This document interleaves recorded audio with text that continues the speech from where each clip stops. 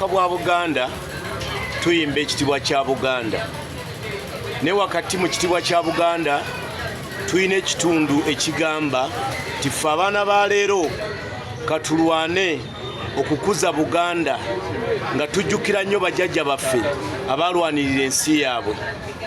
Njagala tukikyuse batukyeyambise ffe abaana ba generation eno, abaana ba Uganda abakulembeddwa Kyagulanyi Ssentamu, nti ffe tulina omulimu omunene ogw'okulwana okukuza ensi yaffe Uganda. Ng'abaana ba Buganda bwe tuyimba ekitibwa kya Buganda nga tugamba nti ffe abaana ba leero katulwane okukuza Buganda nga tujjukira nnyo bajjajja baffe abalwanirira ensi yaabwe.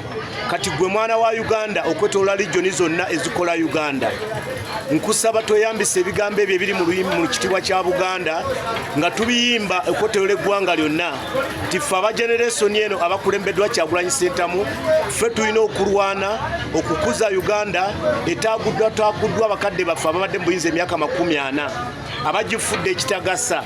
Kati gwe omwana wa leero gwe omulamu aliwo mu kaseera kano okwetoloola regioni za Uganda zonna nga tukulembeddwa Kyagulanyi Ssentamu, ffe tulina okulwana okukuza eggwanga lyaffe Uganda.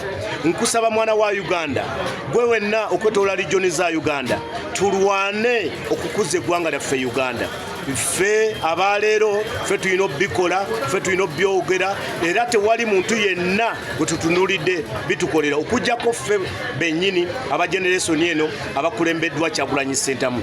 Tubitandika ennaku z'omwezi nga 23 okulonda obukiiko bw'abakyala.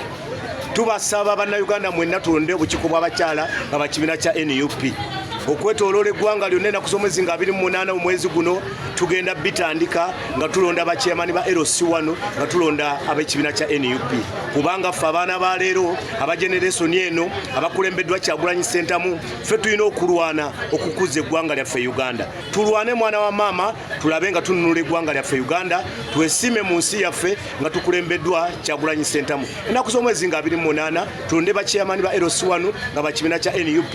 Ennaku z'omwezi nga 23 byonna bya mwezi guno tulonde abakyala okwetoloola eggwanga lyonna nga bakibiina kya NUP. Tuzimbe eggwanga lyaffe, buli mwana buli generation eriddawo yeyagalire mu nsi yaffe, ne tulina bikola leero ffe abaana ba leero.